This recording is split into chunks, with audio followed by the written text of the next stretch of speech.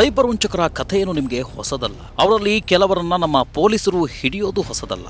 ಆದರೆ ಈ ಸೈಬರ್ ವಂಚಕರ ಖಾತೆಯಿಂದ ಫ್ರೀಸ್ ಮಾಡಿದ ಹಣ ಬಿಡಿಸಲು ಸಾಕಷ್ಟು ಪ್ರೊಸೀಜರ್ ಇದೆ. ಇದೇ ಹಣ ನುಂಗಲು ಇಲ್ಲೊಬ್ಬ ಖತರ್ನಾಕ್ ಪ್ಲಾನ್ ಮಾಡಿ ಮತ್ತೆ ಜೈಲು ಸೇರಿದ್ದಾನೆ. ಆತ ಒಬ್ಬ ಬುಕ್ಕಿ. ಬೆಟ್ಟಿಂಗ್ ಕೇಸ್ನಲ್ಲಿ ಅರೆಸ್ಟ್ ಆಗಿದ್ದ. ಜೈಲಿನಿಂದ ಹೊರಬಂದವನು ತನ್ನ ಚಾಲಾಕಿತನದಿಂದ ಸರ್ಕಾರಕ್ಕೆ ಪಂಗನಾಮ ಹಾಕಿ ಮತ್ತೆ ಜೈಲು ಸೇರಿದ್ದಾನೆ. ಈ ಫೋಟೋಗಳನ್ನ ಒಮ್ಮೆ ನೋಡ್ಬಿಡಿ. ನೋಡೋದಕ್ಕೆ ಕಟ್ಟುಮಸ್ತಾಗಿದ್ದಾನೆ. ದುಡಿದು ತಿನ್ನೋದ್ ಬಿಟ್ಟು ಇವನು ಮಾಡಿದ್ದು ಮಾತ್ರ ವಂಚಿಸುವ ಕೆಲಸ. ಹಾಗಂತ ಇವರು ಬ್ಯಾಂಕ್ ದರೋಡೆನೂ ಮಾಡಿಲ್ಲ. ನಕಲಿ ಕೋರ್ಟ್ ಆರ್ಡರ್ ಸರ್ಕಾರದ ಮೇಲ್ ಐಡಿ ಯೂಸ್ ಮಾಡಿಕೊಂಡು 1.5 ಕೋಟಿ ಹಣ ವಂಚಿಸಿ ಬಿಟ್ಟಿದ್ದಾರೆ. ಅಂದ ಹಾಗೆ ಇವರುಗಳ ಹೆಸರು ಸಾಗರ್ ಲಖೂರ್, ಅಭಿಮನ್ಯು, ನೀರಜ್ ಸಿಂಗ್ ಅಂತ. ಈ ಪ್ರಕರಣದ ಮಾಸ್ಟರ್ ಮೈಂಡ್ ಸಾಗರ್. ಬ್ಯಾಂಕ್ನಲ್ಲಿ ಫ್ರೀಸ್ ಆದ ಅಮೌಂಟ್ ಅನ್ನ ಟಾರ್ಗೆಟ್ ಮಾಡ್ತಿದ್ದ ಆರೋಪಿಗಳು ಅದನ್ನ ಎಗರಿಸುವ ಕಲೆಯನ್ನ ಕರಗತ ಮಾಡಿಕೊಂಡಿದ್ರು. ಎಸ್, ಆರೋಪಿಗಳ ಪೈಕಿ ಸಾಗರ್ ಆಕ್ಸಿಸ್ ಬ್ಯಾಂಕ್ನಲ್ಲಿ ಕೆಲಸ ಮಾಡಿಕೊಂಡಿದ್ದ. ಈ ಮೊದಲು ಕ್ರಿಕೆಟ್ ಬೆಟ್ಟಿಂಗ್ ದಂಧೆಯಲ್ಲಿ ಭಾಗಿಯಾಗಿ ಜೈಲು ಸೇರಿ ಬಂದಿದ್ದ.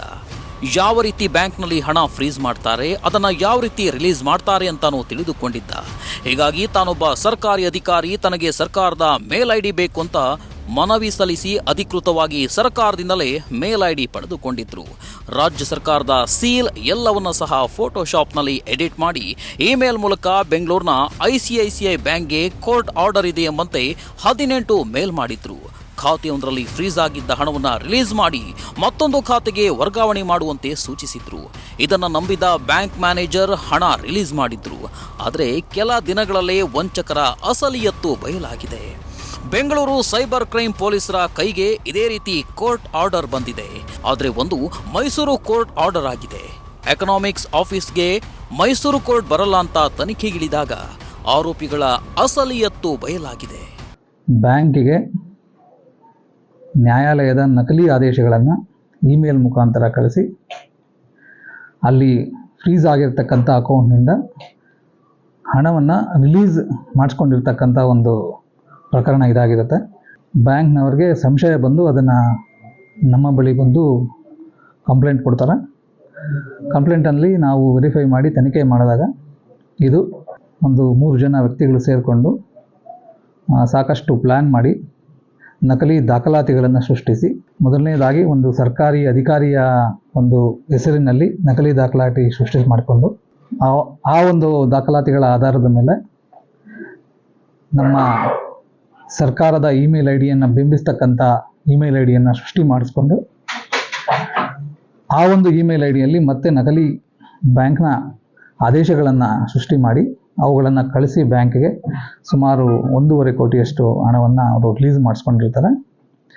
ನಂತರ ನಾವು ಯಾವ ಅಕೌಂಟ್ಗಳಿಗೆ ಇವುಗಳನ್ನು ಟ್ರಾನ್ಸ್ಫರ್ ಆಗಿದೆ ಅನ್ನೋದನ್ನ ಮೂಲಕ ಪತ್ತೆ ಹಚ್ಚಿ 3 ಜನ ಆರೋಪಿಗಳನ್ನು ಈ ಒಂದು ಪ್ರಕರಣದಲ್ಲಿ ನಾವು ಬಂಧಿಸಿ ನ್ಯಾಯಾಂಗ ಬಂಧನಕ್ಕೆ ಒಪ್ಪಿಸಿದ್ದೇವೆ.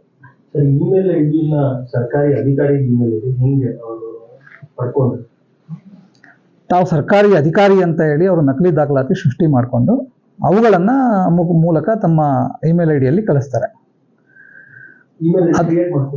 ಅಲ್ಲ, ಇಮೇಲ್ ಐಡಿ ಕ್ರಿಯೇಟ್ ಮಾಡ್ತಕ್ಕಂಥದ್ದು ನಮ್ಮ ಈ ಗವರ್ನೆನ್ಸ್ ಇದರಲ್ಲಿ ಆಗಿದೆ. ಅದು ಅವರು ಕೂಡ ನಂತರ ಸಂಶಯ ಬಂದು ಅವರು ಕೂಡ ಇದನ್ನು ನಮಗೆ ತನಿಖೆಗೆ ಸಹಾಯ ಮಾಡಿದ್ದಾರೆ. ಯಾವ ಸರ್ಕಾರಿ ಅಧಿಕಾರಿ ಅಂತ ಇಮೇಲ್ ಐಡಿ ಕೊಡಬೇಕು ಅಂದ್ರೆ ಅಷ್ಟು ಈಸಿ ಅಲ್ಲ ಗೌರ್ಮೆಂಟ್. ಹೌದೌದು, ನಕಲಿ ದಾಖಲಾತಿ ಸೃಷ್ಟಿ ಮಾಡಿದ್ದಾರೆ. ಒಂದು ರೌಂಡ್ ಸೀಲು ಇಂಥವೆಲ್ಲ ಸೃಷ್ಟಿ ಮಾಡಿಕೊಂಡು ಅವ್ರು ಇಮೇಲ್ ಐಡಿನಲ್ಲಿ ಕಳಿಸಿದ್ದಾರೆ. ಅವರು ಅದರ ಆಧಾರದ ಮೇಲೆ ರೂಟೀನಾಗಿ ಮಾಡಿದ್ದಾರೆ. ನಂತರ ಅದು ಗೊತ್ತಾಗಿ ತನಿಖೆಯಲ್ಲೆಲ್ಲ ಕಂಡು ಬಂದಿದೆ. ಈ ದುಡ್ಡನ್ನೆಲ್ಲ ತಗೊಂಡು ಏನ್ ಮಾಡಿದ್ರು ಸರ್? ಸ್ವಲ್ಪ ಹಣ ರಿಕವರಿ ಆಗಿದೆ. ಸುಮಾರು 50% ಅಷ್ಟು ಹಣ ಫ್ರೀಸ್ ಆಗಿದೆ. ಉಳಿದಿದ್ದನ್ನು ಅದಕ್ಕೆ ಖರ್ಚು ಮಾಡಿ. ಏನೋ ತನಿಖೆ ಕೈಗೊಂಡ ಪೊಲೀಸರು ವರ್ಗಾವಣೆಯಾಗಿದ್ದ ಬ್ಯಾಂಕ್ ಖಾತೆಯ ಜಾಡು ಹಿಡಿದು ದೆಹಲಿ ತಲುಪಿದ್ರು. ಆಗ ಪೊಲೀಸರಿಗೆ ಲಾಕ್ ಆಗಿದ್ದು ಅಭಿಮನ್ಯು. ಈತನನ್ನ ತಮ್ಮದೇ ಸ್ಟೈಲ್ನಲ್ಲಿ ವಿಚಾರಣೆ ನಡೆಸಿದಾಗ ವಂಚನೆಯ ಅಸಲಿ ಕಹಾನಿ ರಿವೀಲ್ ಮಾಡಿದ್ದ. ಆರೋಪಿಗಳು ವಂಚಿಸಿದ್ದ ಹಣದಲ್ಲಿ ಐಷಾರಾಮಿ ಜೀವನ ನಡೆಸಿ ಬಿಂದಾಸ್ ಆಗಿದ್ರು ಎಂಬುದು ಸಹ ಗೊತ್ತಾಗಿದೆ. ಸದ್ಯ ಪೊಲೀಸರು 3 ಆಸಾಮಿಗಳನ್ನ ಬಂಧಿಸಿ ವಂಚಕರ ಖಾತೆಯಲ್ಲಿದ್ದ 63 ಲಕ್ಷ ಫ್ರೀಸ್ ಮಾಡಿದ್ದಾರೆ.